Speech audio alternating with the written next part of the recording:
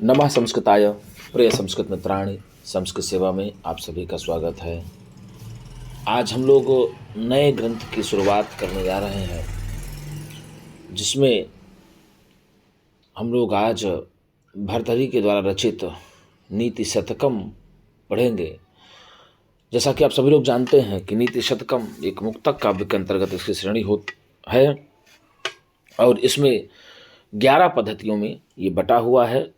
मंगलाचरण सहित 11 पद्धतियाँ हैं और मंगलाचरण हटा दिया जाए तो 10 पद्धतियाँ हैं और भवभूत की रचना है। किनकी रचना है गुरु जी? भवभूत की रचना है। तो आइए, अब आज हम लोगों ने भवभूति के बारे में जीवन परिचय पहले पढ़ लिया और उसके बाद हम लोगों ने नीति शतकम का संक्षिप्त परिचय भी पढ़ लिया। अब नीति शतकम के संक्षिप्त परिचय पढ़ने के बाद आज हम लोग इसका मंगलाचरण पढ़ेंगे। क्या पढ़ेंगे गुरु जी? मंगलाचरण पढ़ेंगे। मंगलाचरण में देखिए पहला ही श्लोक है, दिक्कालाद्य नवच्छिन्ना नंत चिन्मात्र मूर्तये स्वानुभूत्येकमानाय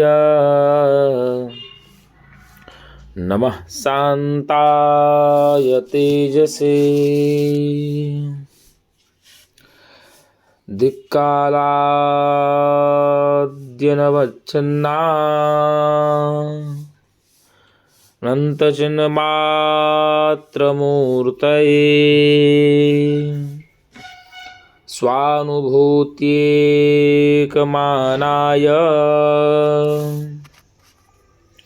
नमः शांताय तेजसे दिक्कालाद्य नवच्छिन्ना नन्तचिन्मात्रमूर्तये स्वानुभूत्येकमानाय नमः शांताय तेजसे नमः शांताय तेजसे शांताय तेजसे नमः। इसी से पता चलता है कि यहाँ पर नमस्कारात्मक मंगलाचरण है। कौन सा मंगलाचरण है गुरु जी?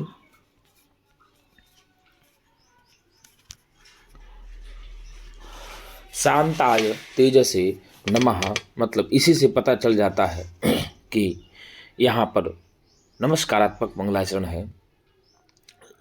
शांताय का मतलब होता है हलचल या सभी प्रकार के विकारों से रहित।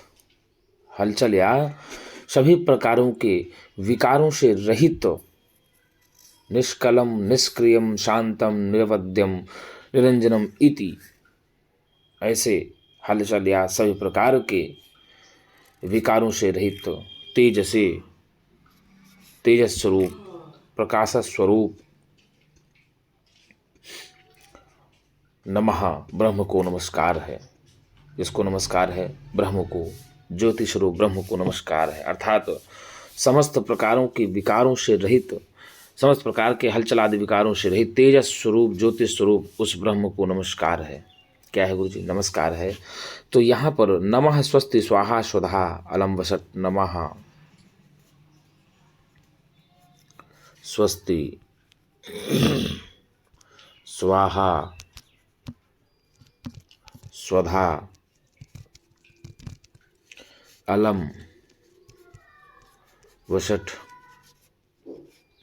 योगाज्य से ही चतुर्थी भक्ति हो गई है शांताय और तेजसे में। अर्थात समस्त प्रकार के विकारों एवं हलचल आदि से रहित तेजस स्वरूप, ज्योति स्वरूप परम ब्रह्म को नमस्कार है, ऐसा कहा गया है। तो इससे ये पता चल जाता है कि यहाँ पर नमस्कारात्मक मंगलाचरण है। कौन सा मंगलाचरण है गुरु जी? नमस्कारात्मक मंगलाचरण है। तो दिक्कालाद्य नवच्छिन्ना, दिक्का लाद्य नवच्छिन्ना का तात्पर्य ही होगा दिशश्च कालश्च इति, दिक्कालाह बना। क्या कहा? दिशश्च कालश्च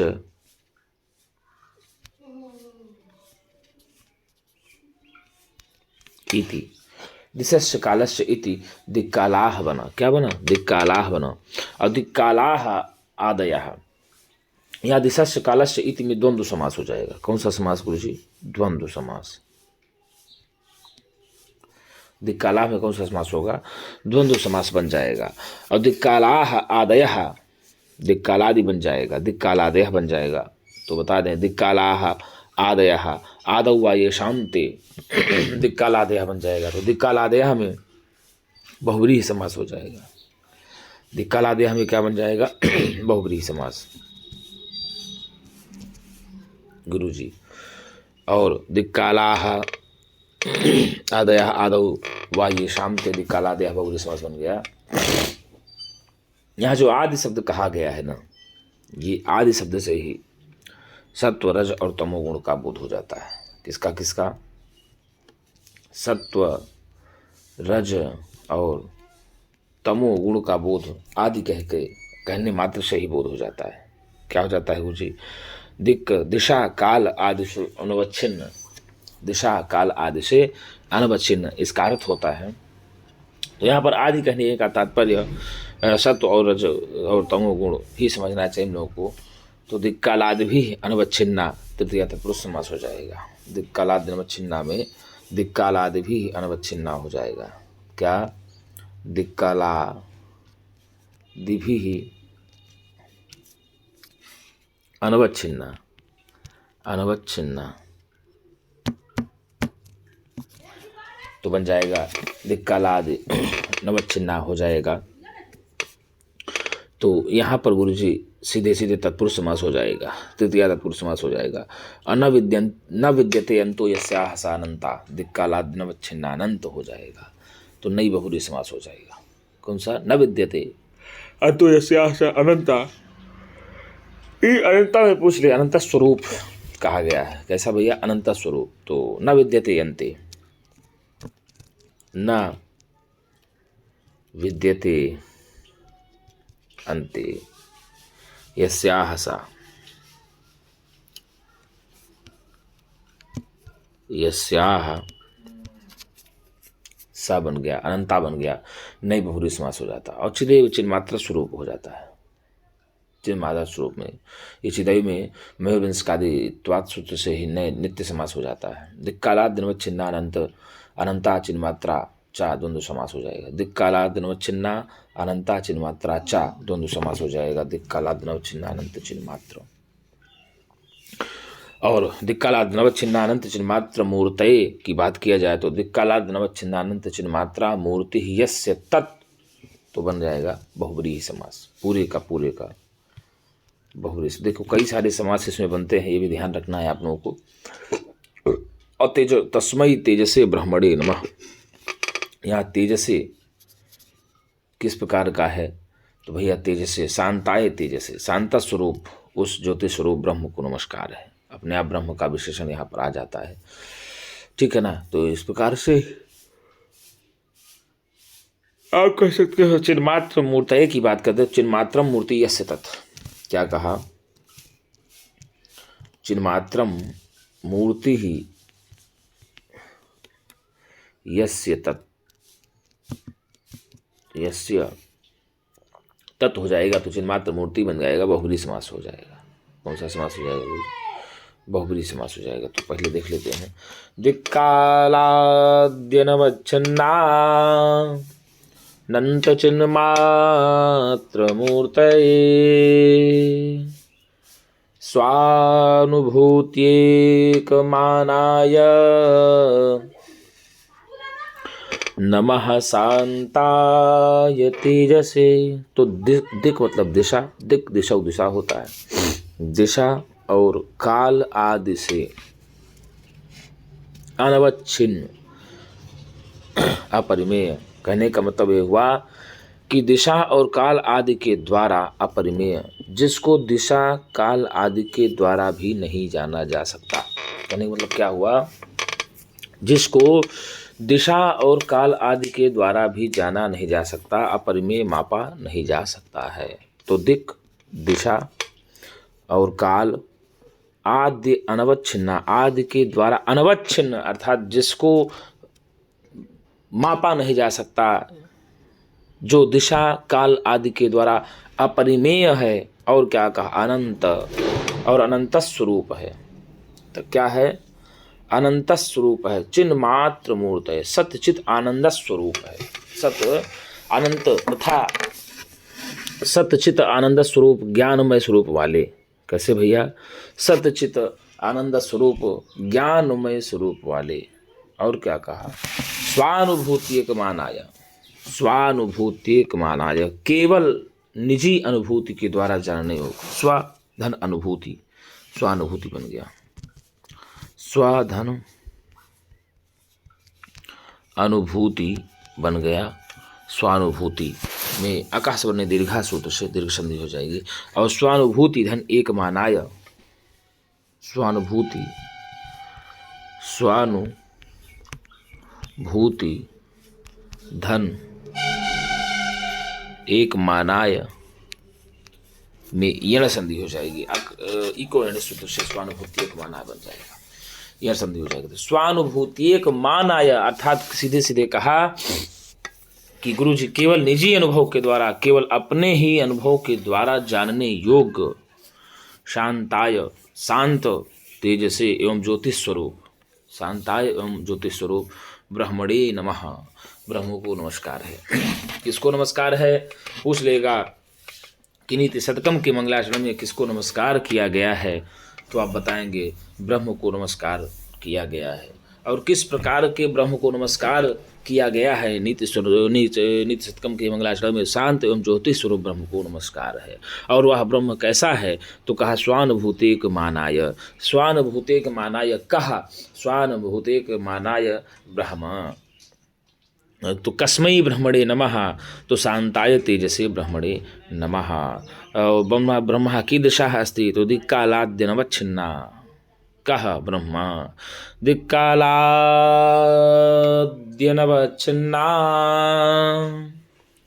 नन्तचिन्मात्रमूर्तये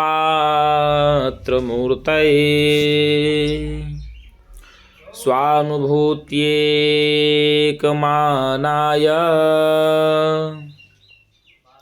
नमः शांताय तेजसे। तो क्या कहा? दिक्कालाद्यः, दिक्कालादि अनवच्छिन्ना, दिक्कालादि अनवच्छिन्ना बन जाएगा। दिक्कालादि धन अनवच्छिन्न बन गया।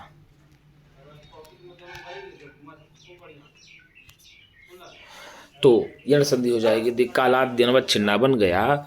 तो इसमें सीधे सीधे कहा दिशा काल आदि से अपरिमेय या अनवच्छिन्न, अर्थात कहने का मतलब जो दिशा काल आदि के द्वारा भी जिसको जाना नहीं जा सकता, जिसको दिशा काल आदि के द्वारा भी जाना नहीं जा सकता, अर्थात जो दिशा और काल आदि से भी अपरिमेय है। क्या है? अपरिमेय है, जो दिशा काल आदि के द्वारा भी अपरिमेय है और अनंत स्वरूप है। अनंत स्वरूप और चिन्ह मात्र मूर्त है, अनंत स्वरूप तथा ज्ञानमय स्वरूप वाले। कैसा है? अनंत स्वरूप और ज्ञानमय स्वरूप। कहने का तात्पर्य हुआ कि जो सत्व गुण, रजोगुण और तमोगुण से भी रहित है, जो सत्व रज और तम से भी रहित है, अर्थात कहा जाए तो त्रिगुणातीत है। क्या है? त्रिगुणातीत है और केवल स्वानुभूति एक मानाय, निजी अनुभूति के द्वारा जानने योग्य है। निजी अनुभूति के अनुभव के द्वारा ही अनुभव करने के योग्य है, जानने के योग्य है। और शांत स्वरूप एवं तेजस स्वरूप ब्रह्मणे नमः, ब्रह्म को नमस्कार है। तो इससे पता चल जाता है कि जो नीति शतकम का मंगलाचरण है, इसमें गुरुजी सीधे सीधे नमस्कारात्मक मंगलाचरण है। यदि आपसे पूछ ले कि नीति शतकम में किस प्रकार का मंगलाचरण है, तो आप बताएंगे नीति शतकम में नमस्कारात्मक मंगलाचरण का प्रयोग किया गया है। और नीति शतकम में वैदर्भी रीति का प्रयोग किया गया है। कौन सी रीति का प्रयोग किया गया है गुरुजी? वैदर्भी रीति का प्रयोग किया गया है। गुण प्रसाद है इसमें। गुण कौन सा है गुरुजी? प्रसाद गुण से युक्त है नीति शतकम। और पूछ लेगा कि गुरुजी आपसे कि ब्रह्म किस प्रकार का है, तो ब्रह्म आप बताएंगे गुरुजी स्वानुभूति एक मानाय है, केवल अपने ही अनुभूति से जानने योग्य है।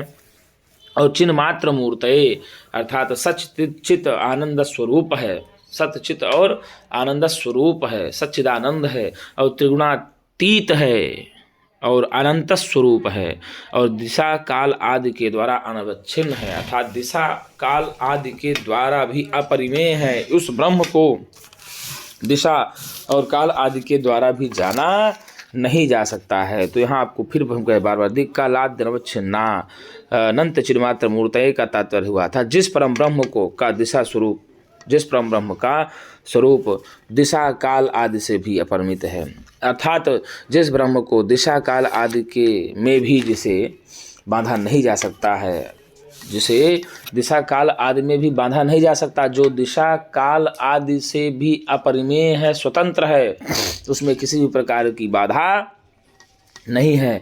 और जो अनंत स्वरूप है, कैसा है गुरुजी? जो अनंत स्वरूप है, जो पारावार नहीं है, और क्या कहा, जो ज्ञानमय स्वरूप है, जो अनंत स्वरूप है और ज्ञानमय स्वरूप है, उसे कभी किसी के द्वारा मापा नहीं जा सकता, कभी किसी के द्वारा बांधा नहीं जा सकता है। हमने बार बार कहा दिशश्च कालश्च इति दिक्कालाह बन गया, दिशश्च कालश्च इति दिक्कालाह बन गया तो द्वंद्व समास हो जाएगा। दिक्कालाह में यदि पूछ लेगा आपसे कौन सा समास है, तो दिक्कालाह में आप द्वंद्व समास बसाएंगे। दिशश्च कालश्च इति दिक्कालाह बन जाए द्वंद्व समास। कौन सा समास बनेगा दिक्कालाह में? द्वंद्व समास बन जाएगा। और दिक्कालाह आदयः आदौ वा येषां ते दिक्कालादयः की बात किया जाए, यदि आपसे दिक्कालादयः की बात करेगा, दिक्कालादयः की बात करेगा तो गुरुजी बहुब्रीहि समास हो जाएगा। दिक्कालाह की बात करेगा तो द्वंद्व समास, और दिक्कालादयः की बात करेगा तो दिक्कालाह आदयः आदौ वा येषां ते दिक्कालादयः बन गया तो बहुब्रीहि समास हो जाएगा। क्या हो जाएगा? बहुब्रीहि समास हो जाएगा। और यहाँ पर आदि पद से ही सत्व गुण और रज इन तीनों को समझना चाहिए। सत्व गुण और रजो तीन गुण बताए जाते हैं। गुण कितने प्रकार के बताए जाते हैं? तीन प्रकार के बताए जाते हैं, सतो गुण, रजो गुण, तमो गुण, ठीक है ना। एक सृष्टि का निर्माण करता है, एक सृष्टि का पालन पोषण करता है और एक सृष्टि का संहार करता है। ब्रह्मा विष्णु और महेश माने जाते हैं तीनों गुणों को देवता। तो सतगुणों के देवता हो गए ब्रह्मा, रजोगुण के देवता हो गए विष्णु और तमोगुण के देवता हो गए शंकर। तो समम करोति इति शंकरः, जो समन का कार्य करते हैं उन्हीं को शंकर कहा जाता है। तो एक कहा दिक्कालादयः में भैया बहुब्रीहि समास और दिक्कालाह में द्वंद्व समास हो जाएगा। और यहाँ आदि से तात्पर्य हो जाता है कि वह परम ब्रह्म जो परमात्मा है वह त्रिगुणातीत है। क्या है? त्रिगुणातीत है। और दिक्कालादि भी अनवच्छिन्ना, दिक्कालादि भी अनवच्छिन्ना में तृतीया तत्पुरुष समास है। कौन सा समास है? तृतीया तत्पुरुष समास हो जाएगा दिक्कालाद्य अनवच्छिन्ना में। तो आप ये जानेंगे। और दिक्कालाद्य अनवच्छिन्ना का तात्पर्य यह हुआ कि जो परम ब्रह्म दिक्कालादि दिशा काल आदि से अब अनवच्छिन्न है, अपरिमेय है, ठीक है ना। और अनंत कैसा है? तो अनंत का अनंता, तो अनंता का तात्पर्य हुआ न विद्यते, न विद्यते अंतो यस्याह सा, अंतो यस्याह, न विद्यते अंतो यस्याह सा, न विद्यते अंतो यस्याह सा, अर्थात जिसमें अंत तो विद्यमान ही नहीं है, जिसमें अंत तो विद्यमान ही नहीं है वह अनंत स्वरूप ब्रह्म, अर्थात वह आदि है और अंत है, उसमें कोई अंत है ही नहीं, अनंत है, आदि है, अनंत है। तो न विद्यते अंतो यस्याह सा अनंता बहुब्रीहि समास हो जाए, वह अनंत स्वरूप। तो सीधे सीधे आप कहेंगे वह कैसा है? अनंत स्वरूप है, अनंत है, जिसको नाम मापा भी नहीं जा सकता है, बहुब्रीहि समास हो जाएगा। चिदेव चिन्मात्रा हो गया, मयूरवंशकादि समास हो जाएगा। चिदेव चिन्मात्रा मयूरवंशकादित्वात् से नित्य समास हो जाएगा। तो दिक्कालाद्य अनवच्छिन्ना अनंता चिन्मात्रा चा द्वंद्व समास हो जाएगा। दिक्कालाद्य अनवच्छिन्ना अनंता चा चिन्मात्रा, अनंता चिन्मात्रा चा में द्वंद्व समास हो जाएगा। कौन सा समास हो जाएगा गुरुजी? दिक्कालाद्य अनवच्छिन्ना अनंत चिन्मात्रा, चिन्मात्रा में सीधे सीधे गुरुजी आपका हो जाएगा द्वंद्व समास। और दिक्कालाद दनवत छिन्ना अनंत चिन्मात्र मूर्तय में बहुब्रीहि समास हो जाएगा। दिक्कालाद दनवत छिन्ना अनंता चिन्मात्रा मूर्ति यस्य सहा यस्य तत् बन जाएगा बहुब्रीहि समास। कौन सा समास? बहुब्रीहि समास बन जाएगा। और तस्मई ऐसे ब्रह्मणे तेजसे, तो ये जो तेजसे है ये ब्रह्मणे का विशेषण है। तेजसे किसका विशेषण है? ब्रह्मणे का विशेषण हो गया तेजसे। और बता दे गुरु जी, यहाँ और प्रकार से कर सकते। चिन्मात्रा मूर्ति है सतत चिन्मात्र मूर्ति। यदि चिन्मात्र मूर्ति की बात करेंगे तो चिन्मात्रम मूर्ति है सतत। कौन सा? चिन्मात्रम मूर्ति ही यस्य तत्, यस्य तत् चिन्मात्र मूर्ति बन जाएगा, बहुब्रीहि समास हो जाएगा। कौन सा? बहुब्रीहि समास हो जाएगा। और दिक्कालाद्यनवच्छिन्नम तत् अनंतम च इति दिक्कालाद्यनवच्छिन्नानंतम विशेषणो, भय पद से कर्मधारय समास भी हो जाता है। ठीक है ना गुरु जी?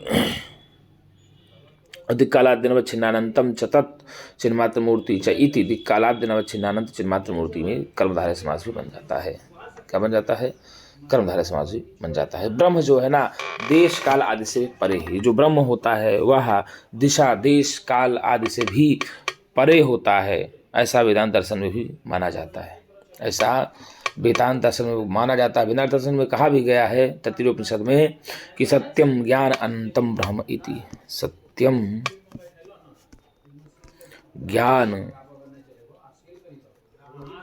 अनंतम ब्रह्म इति, उसी को भैया ब्रह्म कहा जाता है। जो सत्य ज्ञान और अनंत है वही ब्रह्म होता है। यहाँ मूर्तये और मूर्ति ने दोनों जो है ना गुरु जी रूप हो सकते हैं। स्वानुभूति एक मानाय, क्या कहा?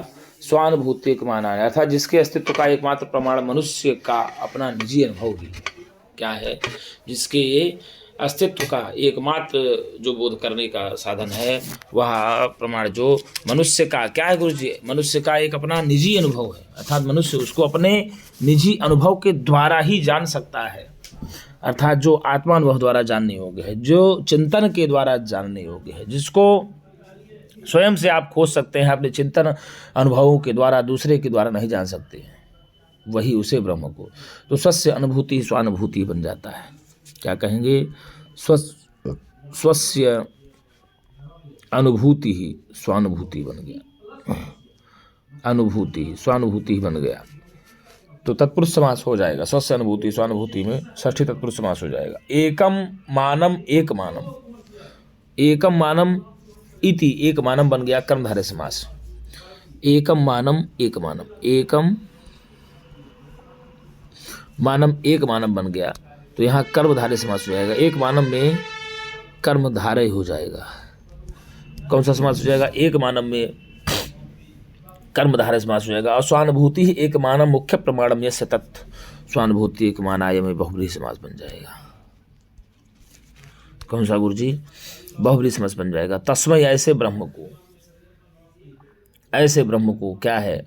कैसे ब्रह्म को? तो शांताय, जो शांत स्वरूप, हर शांत स्वरूप का मतलब ही होता है समस्त हलचल आदि क्रियाओं से रहित, निष्कलम निष्क्रियम शांतम निर्वध्यम निरंजनम इति श्रुति है, ऐसा कहा जाता है श्रुति में।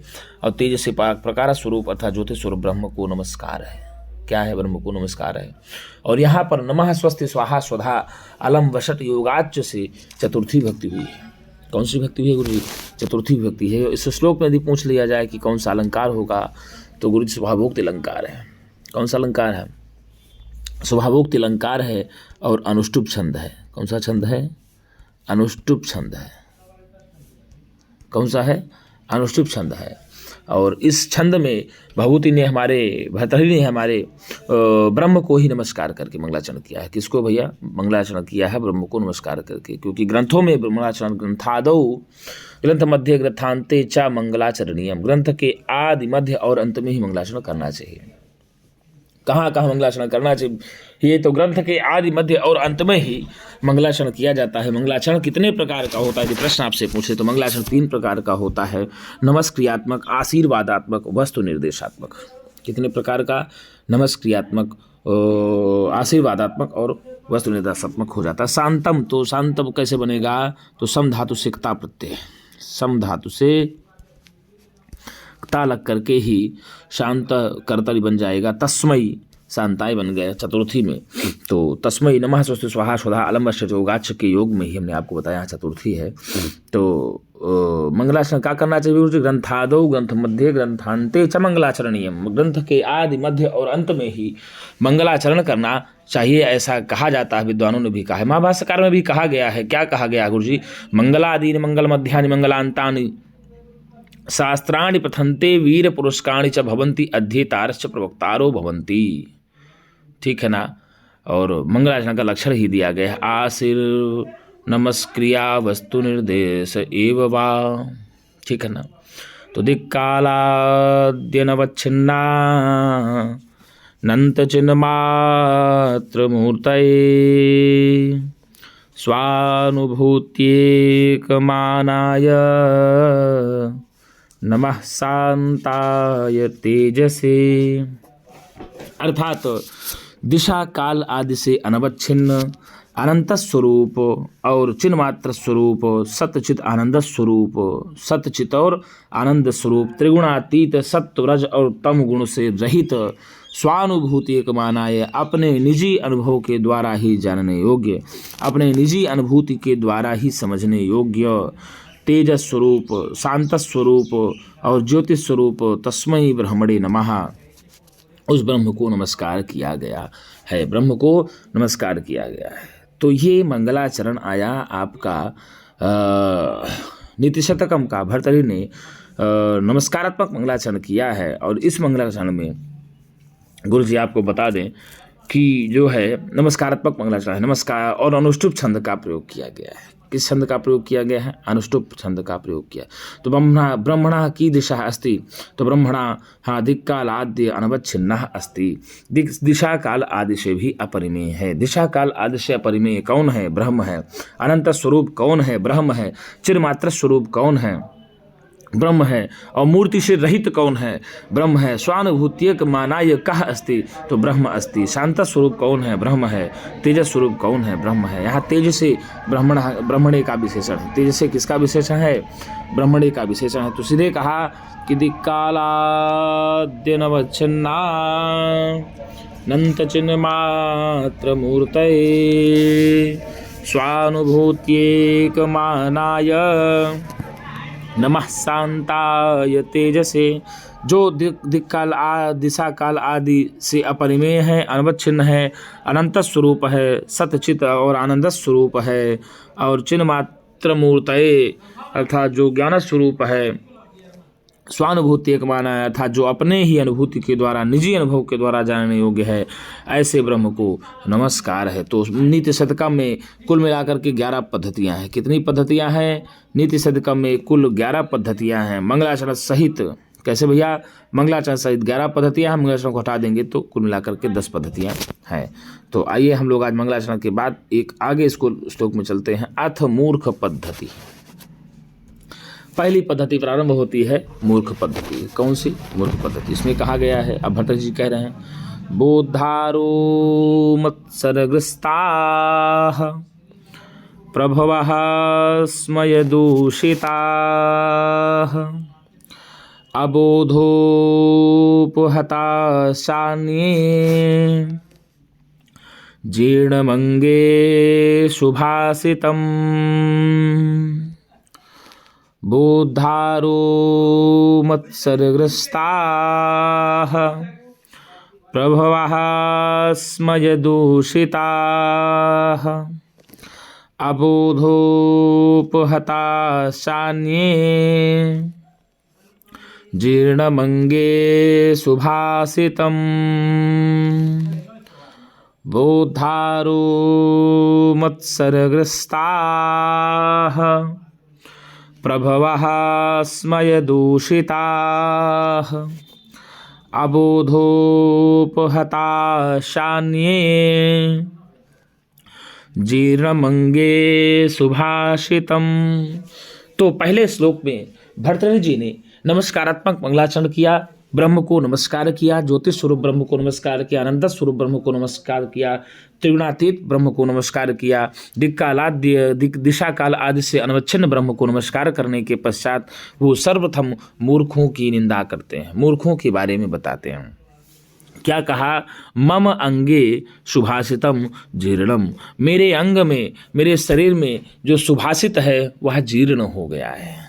मेरे अंग में जो सुभाषित है वह बेचारा बूढ़ा हो गया है, अभी तक बाहर नहीं निकला, और किससे कहा जाए तो भी कुछ क्या कहूँ, क्या कहता हूँ, तो मैं अब किससे क्या कहूँ? जो सुभाषित है, क्या है जो सुभाषित है, जो सुंदर वचन है, जो सुंदर सूक्तियाँ हैं, मम अंगे जीर्णम, मेरे अंग में ही जीर्ण हो गया है, बूढ़ा हो गया है। क्यों बूढ़ा हो गया है? तो उन्होंने पहले कहा कि बोधारः मत्सरग्रस्ताः, जो पंडित गण हैं, जो पंडित गण हैं, जो विद्वान गण हैं, जो ब्राह्मण हैं, वे मत्सरग्रस्ताः, द्वेष से ग्रस्त हैं। कैसे ग्रस्त है भैया? ईर्ष्या और द्वेष से ग्रसित हो गए हैं। तो वो धारा, जो बुद्धिमान लोग हैं, जो पंडित गण हैं, वो तो भैया सीधे सीधे द्वेष से ग्रसित हो गए हैं, द्वेष से ग्रस्त हैं। और प्रभवाः स्मय दूषिताः, और यदि मैं विद्वानों के पास जाता हूँ तो विद्वान गण जो है, राजा गण, गर्व से चूर हैं, गर्व के घमंड से ही चूर हो गए हैं। और क्या कहा? अन्ये अबोधोपहताः, और यदि मैं दूसरे लोगों के पास जाता हूँ तो दूसरे लोग तो अज्ञान के मारे हुए हैं। दूसरे लोग किसके मारे हुए हैं? अज्ञान के मारे हुए हैं। तो सीधे कहा पद भर्तृहरि जी ने कि वो धारो मत्सरग्रस्ताः प्रभवाः स्मय दूषिताः अबोधोपहताशान्ये जीर्णमंगे सुभाषितम। जो विद्वान गण है, जो ब्राह्मण वर्ग है, वो तो द्वेष के मारे ग्रसित है। किससे ग्रसित भैया? द्वेष से ग्रसित है। और जो राजा गण है वे तो स्मय, अरे भैया राजाओं की तो बात ही मत करो, वो लोग तो अज्ञान के मारे हुए हैं। राजा लोग तो गर्व से चूर हैं। किससे चूर हैं? वो स्मय दूषिता, गर्वेण दूषिता, गर्व के कारण दूषित हो गए हैं। कौन? राजा गण गर्व के कारण दूषित हो गए हैं। और विद्वान गण ईर्ष्या द्वेष के मारे हुए हैं। किसके मारे हुए हैं? ईर्ष्या द्वेष से ग्रसित हो गए हैं। और राजा गण गर्व के कारण से चूर हो गए हैं। और क्या कहा? अन्य, और दूसरे लोग तो अबोधोपहता, अज्ञान के मारे हुए हैं। इसी कारण से बेचारा सुभाषित मम अंगे, इसी कारण से बेचारा सुभाषित मेरे शरीर के भीतर ही भीतर जीर्ण हो गया है, बूढ़ा गया है। अभी तक वह बाहर, कहने का मतलब ये हुआ कि अभी तक वह सुभाषित बाहर नहीं निकला। तो उस भाषित को मैं कहूँ तो किससे कहूँ? ऐसा भर्तृहरि जी कहते हैं। तो भर्तृहरि जी प्रारंभ ही मूर्ख पद्धति से करते हैं। मंगलाचरण करने के पश्चात वो मूर्ख पद्धति से प्रारंभ करते हैं। ज्योतिष स्वरूप ब्रह्म को नमस्कार करके मंगलाचरण में मूर्ख का देखिए लिखा है, अथ मूर्ख पद्धति। अब बोधारो मत्सरग्रस्ताः प्रभवाः स्मय दूषिताः अबोधोपहताशान्ये जीर्णमंगे सुभाषितम। तो अब आपसे पूछ लेगा कि बोधाराः केन ग्रस्ताः? तो बोधारः मत्सरग्रस्ताः, मत्सरग्रस्ताः के? तो मत्सरग्रस्ताः बोधारः। प्रभवाः केन दूषिताः? प्रभवाः स्मय दूषिताः, प्रभवाः स्मय दूषिताः, स्मय दूषिताः के? तो स्मय दूषिताः प्रभवाः। अधोपहताः के? तो अधोपहताः अन्ये अबोधोपहताः, और जो दूसरे लोग हैं वो तो अज्ञान के मारे हुए हैं। अबोधः उपहताः अबोधोपहताः, दूसरे लोग तो अज्ञान के मारे हुए हैं। और किसके शरीर में सुभाषित बूढ़ा सा हो गया? कस्मिन अंगे सुभाषितम जीर्णम। तो बताएगा ब्रह्म भर्तृहरि महोदयस्य अंगे सुभाषितम जीर्णम। भर्तृहरौ अंगे सुभाषितम जीर्णम। भर्तृहरि के अंग में सुभाषित जीर्ण हो गया है। तो बोद्धारो मत्सरग्रस्ताः प्रभवः स्मयदूषिताः अबोधोपहताशान्ये जीर्णमंगे सुभाषितम।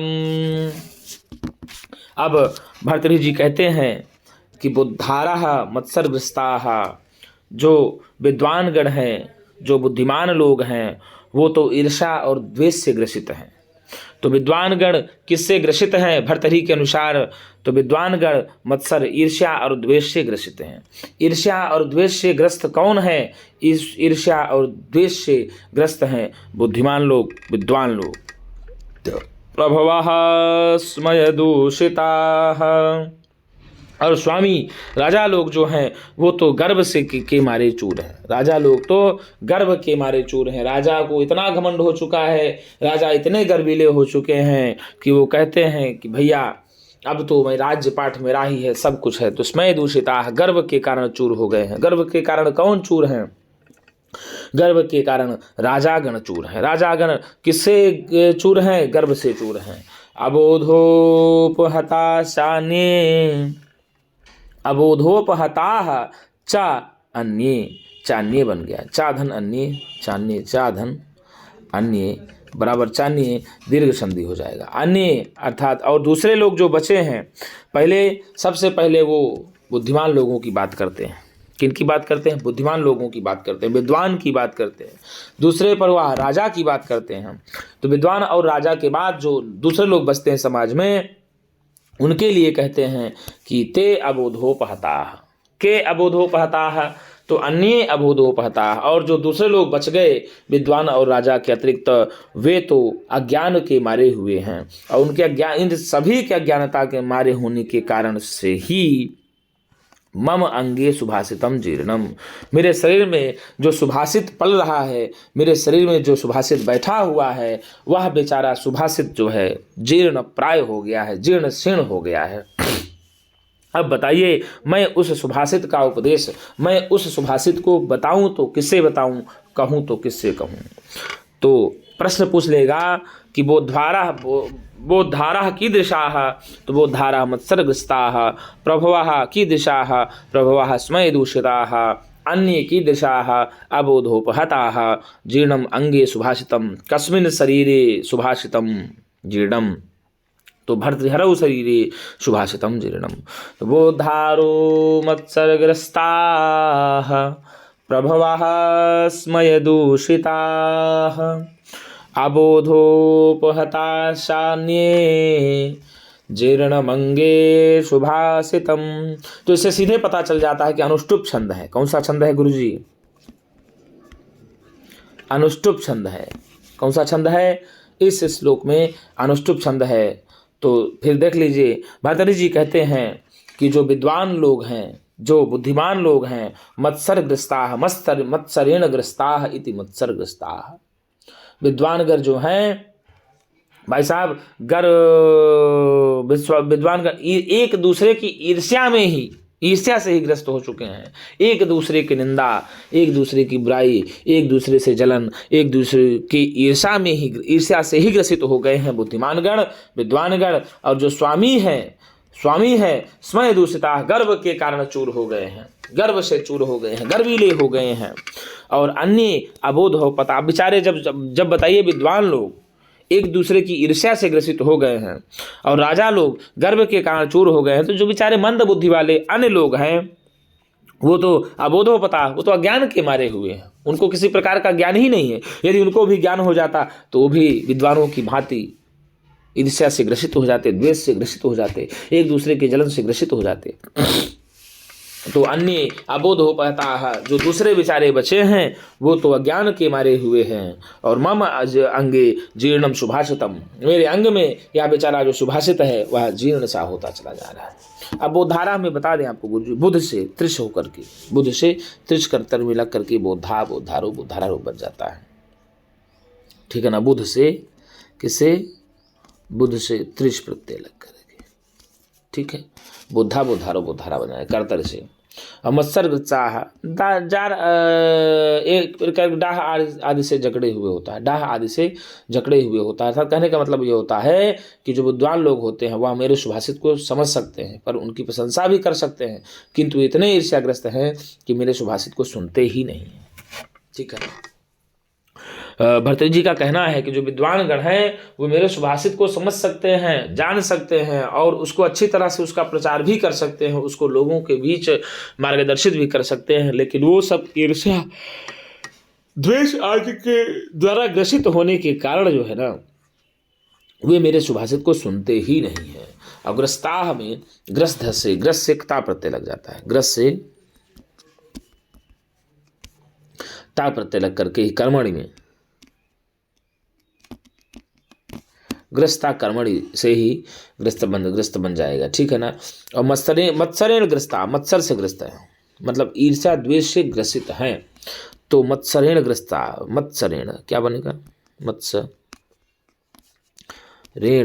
ग्रस्ता, मत्सर ग्रस्ता बन गया। तृतीया तत्पुरुष समास, कौन सा समास, तृतीया तत्पुरुष समास बन जाएगा। स्मय दूषिता, तो गर्भ से विकृत या गर्भ से चूर या गर्भ के घमंड से ही चूर हो जाते हैं सुभाषित में, स्मय दूषिता बन जाएगा। स्मयेन दूषिता इति, स्मय दूषिता बन जाएगा। स्मयेन दूषिता इति स्मय दूषिता बन जाएगा। तृतीया तत्पुरुष समास, तृतीया तत्पुरुष समास बन जाएगा। स्मयेन दूषिता इति स्मय दूषिता बन जाएगा। अर्थात गर्भ से चूर है, किससे चूर है, गर्भ से, अथवा यहाँ स्मय से अप होकर के ही स्मया बन जाएगा। दूषणिचता कर्मणि हो जाएगा, दूषिता, दूषणिचता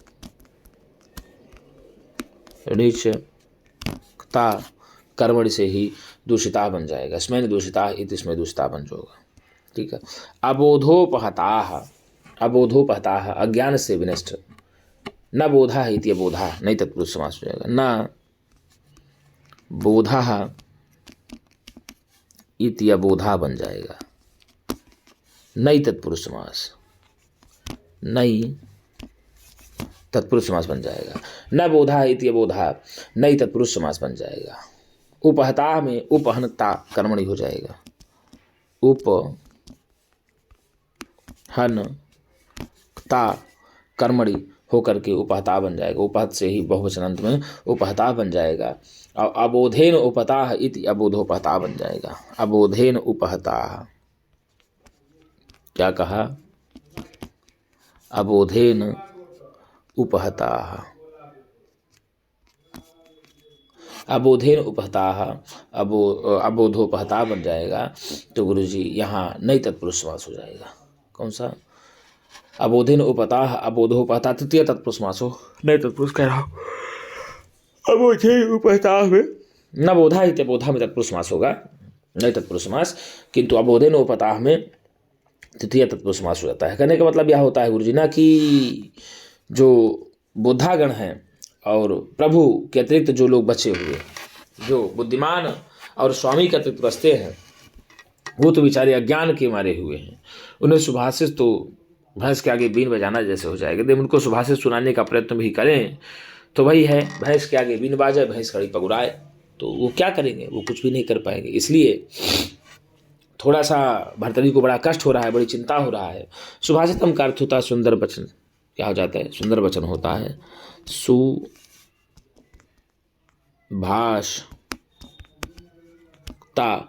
सुभाषिता भाव से सुभाषितम बन जाएगा।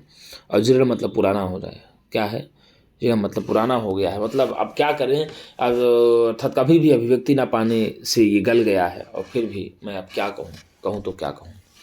बोधारो मत्सरग्रस्ताः प्रभवः स्मयदूषिताः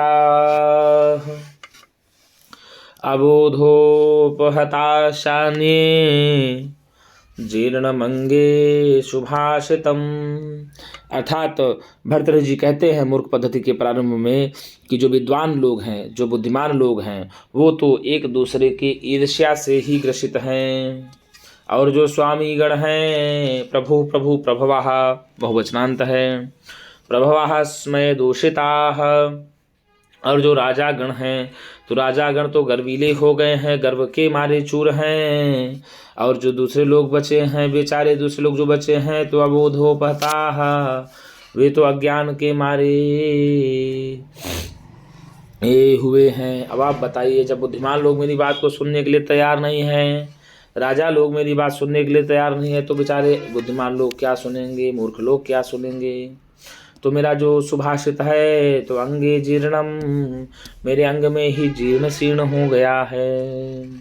अब बताइए, मैं अपने सुभाषित को सुनाऊँ तो किसे सुनाऊँ, ऐसा कह रहे हैं। तो प्रश्न अगर आ जाएगा कि बोद्धारः केन ग्रस्ताः, तो बोद्धारः मत्सरेण ग्रस्ताः, प्रभवः केन दूषिताः, प्रभवः स्मयेन दूषिताः, अन्ये कीदृशाः, अन्ये अबोधोपहताः। ठीक है ना। किसका सुभाषित जीर्ण हो गया है, तो भर्तृहरि का सुभाषित जीर्ण हो गया है। कौन सा छंद है, तो अनुष्टुप छंद है। आइए इसका एक और श्लोक आज पढ़ लेते हैं। वो फिर कहते हैं दूसरे श्लोक में, अज्ञः सुखमाराध्यः सुखतरम् आराध्यते विशेषज्ञः, ज्ञानलवदुर्विदग्धम् ब्रह्मापि नरं नरञ्जयति। अज्ञः सुखमाराध्यः सुखतरम् आराध्यते विशेषज्ञः, ज्ञानलवदुर्विदग्धम् ब्रह्मापि नरं नरञ्जयति। अज्ञः सुखमाराध्यः सुखतरम् आराध्यते विशेषज्ञः, ज्ञानलवदुर्विदग्धम् ब्रह्मापि नरं नरञ्जयति। अज्ञः क्या हो गया, न अज्ञः इति अज्ञः, न ज्ञः इति अज्ञः, अर्थात जो ज्ञानी नहीं है अज्ञानी होगा। नई तत्पुरुष समास। अज्ञः में कौन सा समास, नई तत्पुरुष समास। अर्थात जो ज्ञानी नहीं अज्ञानी होगा उसे ही अज्ञः कहते हैं। जो ज्ञानी नहीं अज्ञानी होगा उसको ही अज्ञा कहेंगे। अब अज्ञा का अर्थ ही होता है मूर्ख। जानातीति ज्ञः, ज्ञा से का होकर के, ईगु पद ज्ञा प्री की रहा कहा, इसी सूत्र से यहाँ पर अज्ञा बन जाता है। न ज्ञः इति अज्ञः, क्या बना गुरुजी, न ज्ञः इति अज्ञः, अर्थात जो नहीं जानता है वही अज्ञ है। तो क्या कहा, भर्तृहरि जी कहते हैं अज्ञः सुखम आराध्यः, जो अज्ञानी पुरुष है उसको तो सुखपूर्वक समझाया जा सकता है। जो अज्ञानी पुरुष है उसको तो बड़े आसानी से प्रसन्न किया जा सकता है, बड़े सुखपूर्वक आसानी से प्रसन्न किया जा सकता है। और क्या कहा, विशेषज्ञः सुखतरम आराध्यते, विशेषज्ञः सुखतरम आराध्यते, अर्थात जो विशेषज्ञ होते हैं, जो पंडित गण होते हैं, जो विद्वान गण होते हैं, उनको तो और आसानी से प्रसन्न किया जा सकता है। जो पंडित गण होते हैं, जो विद्वान गण होते हैं, जो कुछ समझने योग्य होते हैं, जिनको थोड़ा बहुत ज्ञान होता है, उनको तो और भी आसानी से प्रसन्न किया जा सकता है। किंतु ब्रह्मा भी ज्ञान लव दुर्विदग्धम, लेकिन रंच मात्र ज्ञान के कारण गर्वित, थोड़ी मात्र से ज्ञान से गर्विले हुए, ठीक है ना, दुर्विदग्धम नरम, अर्थात मूढ़ जन को, कीदृशम नरम, दुर्विदग्धम नरम, अर्थात मूढ़ जन व्यक्ति को ब्रह्मापि नरंजयति, ब्रह्मा भी नहीं प्रसन्न कर सकते। ब्रह्मा भी नहीं प्रसन्न कर सकते। कितनी बड़ी बात भर्तृहरि जी ने कहा है। वास्तव में ये बड़ी बात भर्तृहरि जी ने कहा है कि गुरु जी जो हठी हो, जो जिद्दी हो, ज्ञान तो किया है, पढ़ा भी लिखा है, थोड़ा बहुत ज्ञान है, नॉलेज है, लेकिन मूर्ख है, हठी है, जिद्दी है, केवल अपनी ही बात को मनाना जानता हो, तो उसको भर्तृहरि जी ने स्पष्ट एक बात में कह दिया कि ब्रह्मापि नरम नरंजयति, ब्रह्मधन अपि ब्रह्मापि बन गया। क्या बना गुरु जी? ब्रह्म धन अपि बन गया, ब्रह्मापि दीर्घ संधि हो जाएगी, आकाश वर्णे दीर्घा सूत्र से दीर्घ संधि हो जाएगी। तो अज्ञः सुखमाराध्यः सुखतरम आराध्यते विशेषज्ञः ज्ञान लव दुर्विदग्धम ब्रह्मापि नरम नरंजयति। अर्थात भर्तृहरि जी कहते हैं जो अज्ञानी पुरुष है, जो कुछ नहीं जानता, उसको तो सुखपूर्वक प्रसन्न किया जा सकता है, उसको तो बड़ी आसानी से प्रसन्न किया। सुखम आराध्य, जो अज्ञानी पुरुष है उसको सो बड़ी ही आसानी से प्रसन्न किया जा सकता है। और विशेषज्ञ, जो विशेषज्ञ व्यक्ति है, जो विशेष जानकार है, जो विद्वानगण हैं, उनकी बात क्या करें गुरु जी? उनको तो सुखतरम आराध्यते, बड़ी ही प्रसन्नता पूर्वक और अच्छे तरीके से, भली भांति तरीके से प्रसन्न किया जा सकता है। लेकिन ज्ञान लव दुर्विदग्धम नरम, ज्ञान लव दुर्विदग्धम नरम, अर्थात ज्ञान आदि से क्षीण नर को क्या कहा? लेकिन रंच मात्र ज्ञान के कारण जो गर्वित होता है, जो थोड़ा सा ज्ञान करने के पश्चात ही गर्वित नर होता है, घमंडित नर होता है, ऐसे मानव को ब्रह्मा अपि न रंजयति, ब्रह्मा अपि रंजयितुम न शक्नोति, ब्रह्मा भी नहीं प्रसन्न कर सकते। तो मुझ एक छोटे से राइटर की क्या बात है, मुझ एक छोटे से लेखक की क्या बात है, ऐसा भर्तृहरि जी कहते हैं। क्या कहते हैं? अज्ञः सुखम आराध्यः, जो अज्ञानी व्यक्ति है उसको तो सुखपूर्वक प्रसन्न किया जा सकता है। तो अज्ञानी व्यक्ति को किस प्रकार से प्रसन्न किया जा सकता है? तो अज्ञानी व्यक्ति को सुखपूर्वक प्रसन्न किया जा सकता है। सुखपूर्वक आसानी से किसको प्रसन्न किया जा सकता है? आसानी से अज्ञानी पुरुष को प्रसन्न किया जा सकता है। और विशेषज्ञ सुखतरम आराध्यते, लेकिन जो विशेष व्यक्ति होता है, जो विद्वान व्यक्ति होता है, उसको तो और आसानी से प्रसन्न किया जा सकता है। और आसानी से या और सुखपूर्वक किसको प्रसन्न किया जा सकता है? विशेषज्ञ को। विशेषज्ञ को किस प्रकार से प्रसन्न किया जा सकता है? विशेषज्ञ को तो बड़ी ही आसानी से और अच्छी तरीके से प्रसन्न किया जा सकता है। किस प्रकार के नर को, किस प्रकार के मानव को ब्रह्मा भी प्रसन्न नहीं कर सकते। अर्थात रंच मात्र से गर्विली, रंच मात्र को ज्ञान प्राप्त किया हो, रंच मात्र पढ़ा हो, वही कहावत है ना, अध जल गगरी छलकत जाए। भरा होना तो भाई साहब रिक्ता सर्वो ही भवति लघुहु पूर्णता गौरवाय। अरे भाई साहब, खाली होना तो सभी रहते हैं, भरा पूरा होना तो गौरव की बात होती है। तो उन्होंने यही कहा कि जो रंच मात्र से ज्ञान प्राप्त करके, रंच मात्र ज्ञान प्राप्त करके गर्विला है, ऐसे हठी दम्भी पुरुष को ब्रह्मा भी नहीं समझा सकते। तो भाई साहब भर्तृहरि जी की क्या औकात, भर्तृहरि जी कैसे समझा सकते हैं? तो कीदृशम नरम ब्रह्मापि रंजयितुम न शक्नोति, तो ज्ञान लव दुर्विदग्धम नरम ब्रह्मापि रंजयितुम न शक्नोति। ब्रह्मा कीदृशम नरम रंजयितुम न शक्नोति, तो ज्ञान लव दुर्विदग्धम नरम रंजयितुम न शक्नोति। तो भैया ज्ञान की ज्योति से दुर्विदग्ध है कौन?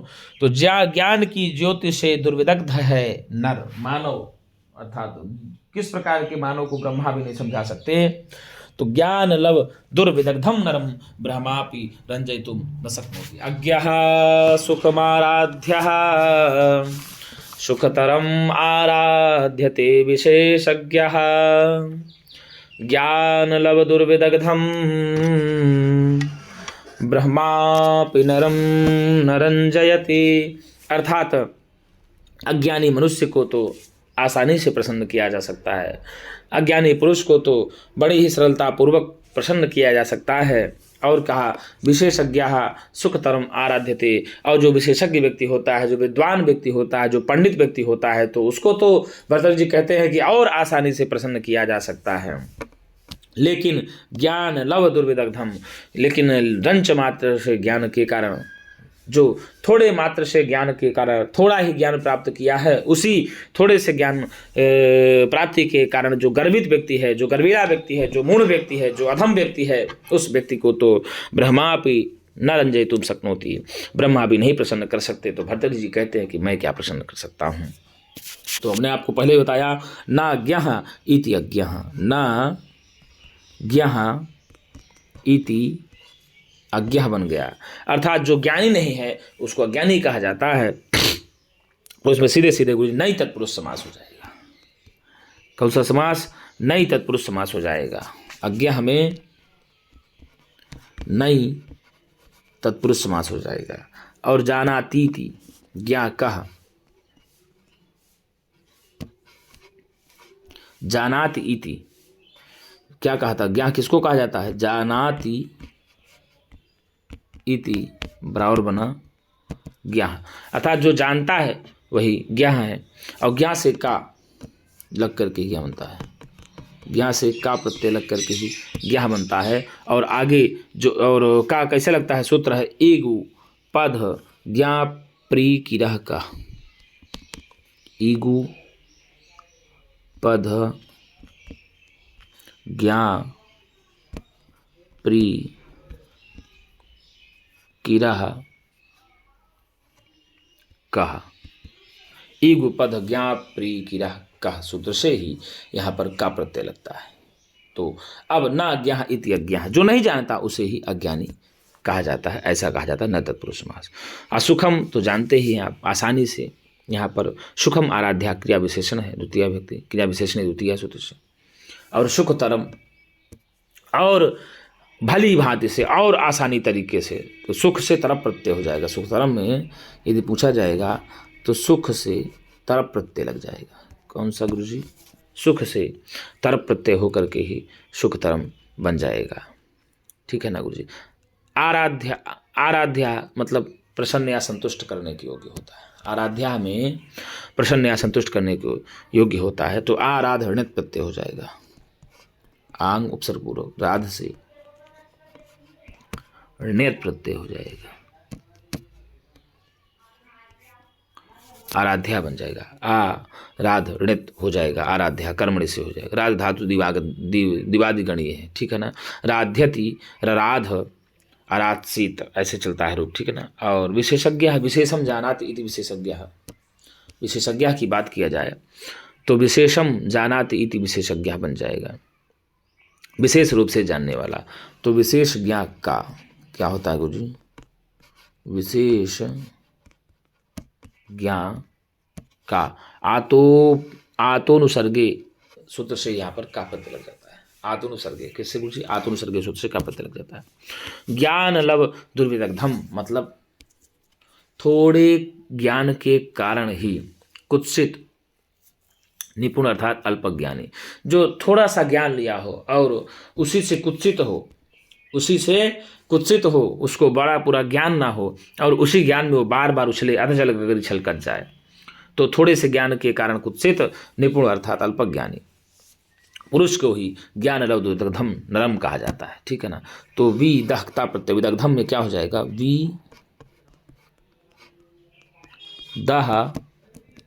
ता प्रत्यय लग करके ही विदग्ध बनता है। और कर्मण से ही विदग्धम बन जाएगा। कर्मण से क्या बन जाएगा? विदग्धम हो जाएगा। अर्थात इसका तात्पर्य यह होता है कि अच्छी तरह जला हुआ, किंतु लाक्षणिक अर्थ होता है सुसंस्कृतम या पूर्ण शिक्षितम, दुष्ट यथा तथा विदग्धा दुर्विदग्धा, प्रादि समास बन जाएगा। और ज्ञानस्य लवः, ज्ञान लवः बन जाएगा।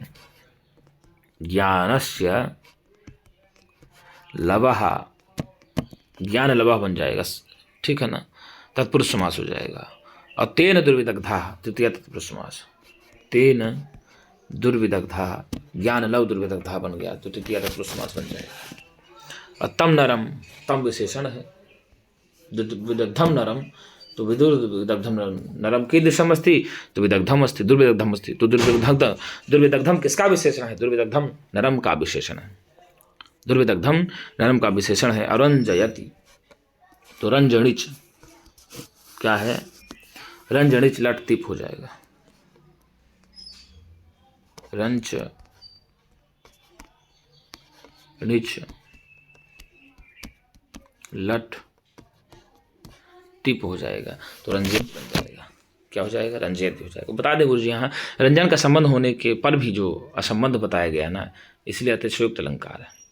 रंजन का संबंध होने पर भी यहाँ पर गुरु जी असंबंध बताया गया है, इसलिए यहाँ अतिशयोक्त अलंकार है। और इसमें आर्या छंद है। कौन सा छंद है? आर्या छंद है। और आर्या का लक्षण ही होता है यस्याह पादे प्रथमे द्वादश मात्रास्तथा तृतीयेपि अष्टादश द्वितीये चतुर्थके पंचादशार्या। अज्ञः सुखमाराध्यः सुखतरम् आराध्यते विशेषज्ञः ज्ञानलवदुर्विदग्धम् ब्रह्मापि नरं नरंजयति। तो गुरु जी जो अब भर्तृहरि जी कहते हैं कि अज्ञः सुखम आराध्यः, जो अज्ञानी पुरुष है, जो अज्ञानी पुरुष है, जो कुछ जानता नहीं है, ऐसे पुरुष को तो सुखपूर्वक प्रसन्न किया जा सकता है। भर्तृहरि जी किस प्रकार के पुरुष को सुखपूर्वक प्रसन्न करने की बात करते हैं? तो भर्तृहरि जी अज्ञानी पुरुष को सुखपूर्वक प्रसन्न करने की बात करते हैं।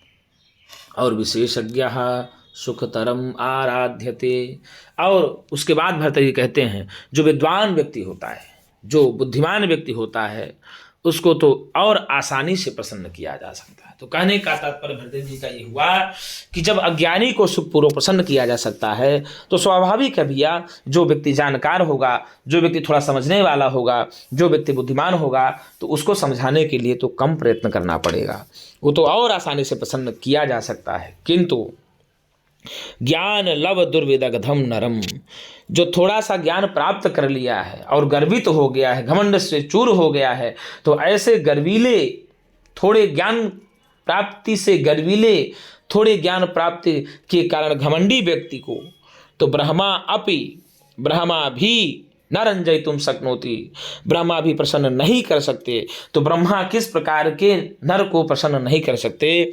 तो ब्रह्मा ज्ञान लव दुर्विदग्धम अपि नरम, ज्ञान लव दुर्विदग्धम नरम रंजयितुम न शक्नोति, थोड़े से ज्ञान के कारण गर्वीले व्यक्ति को प्रसन्न नहीं कर सकते, समझा नहीं सकते। ऐसा कौन कहते हैं?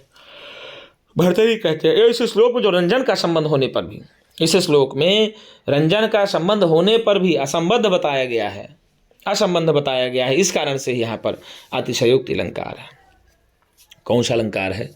अतिशयोक्ति अलंकार है। तो अज्ञः सुखमाराध्यः सुखतरम् आराध्यते विशेषज्ञः ज्ञानलवदुर्विदग्धम ब्रह्मापि नरं नरंजयति।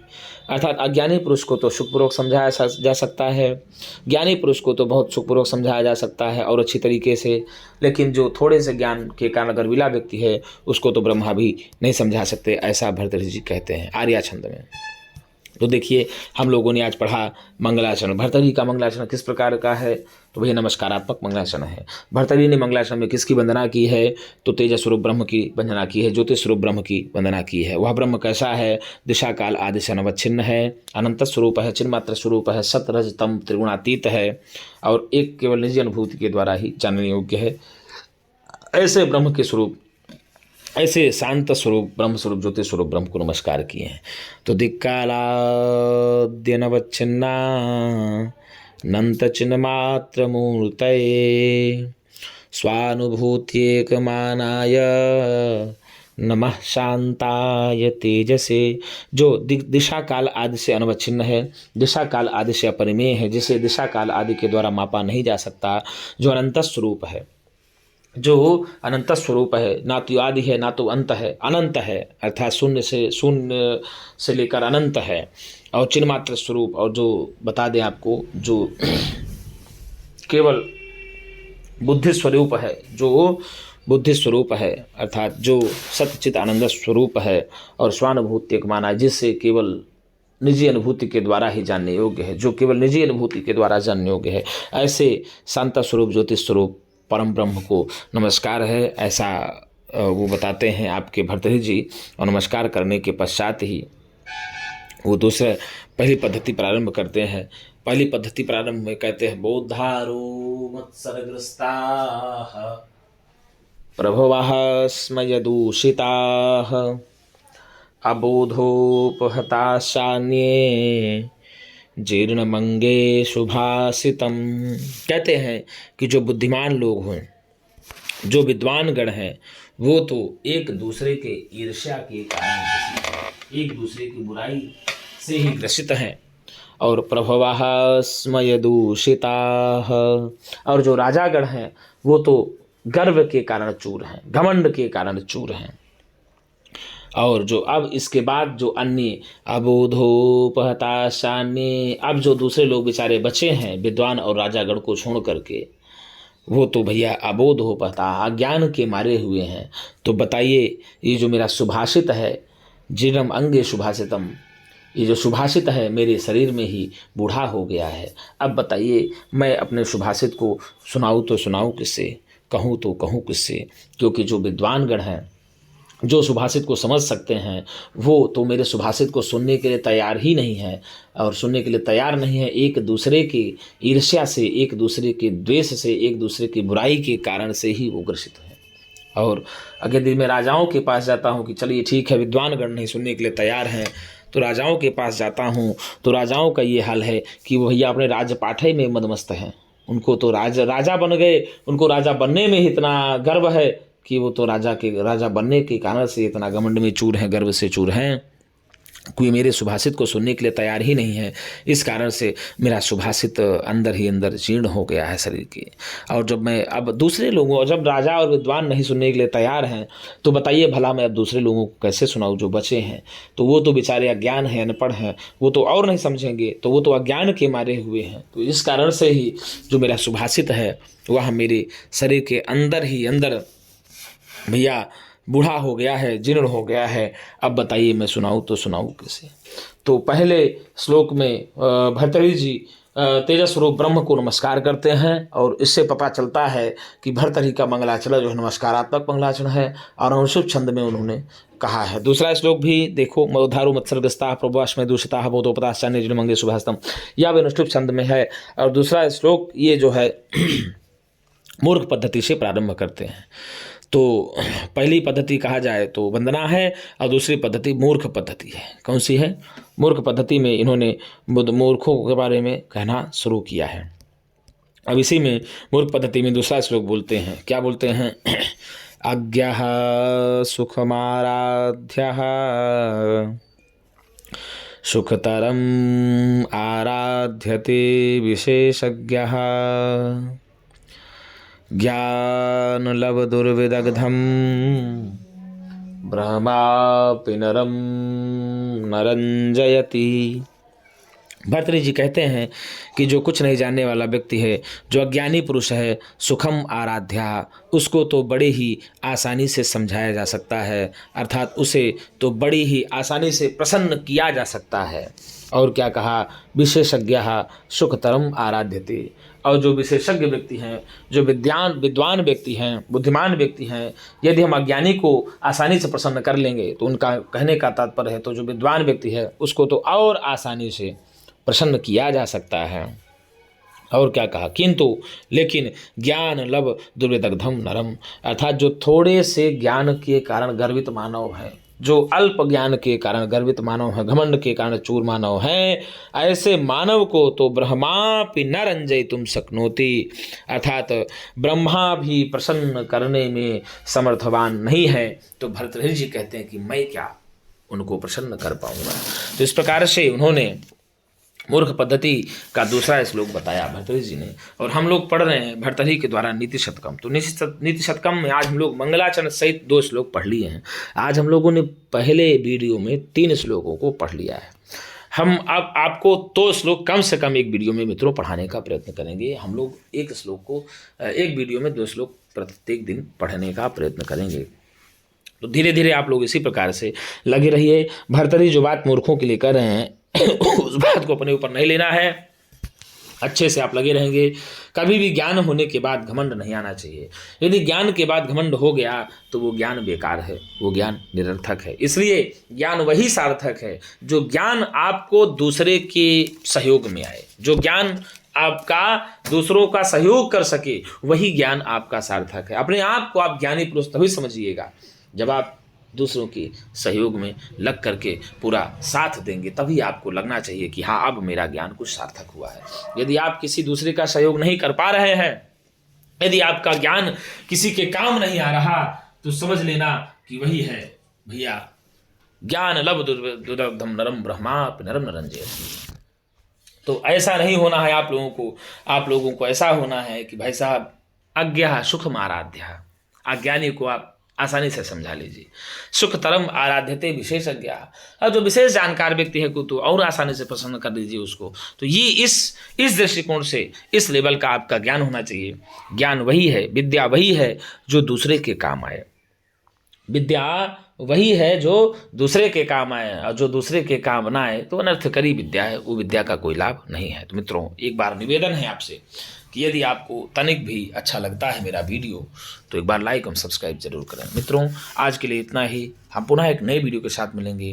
तब तक के लिए नमः संस्कृताय, शुभ रात्रि।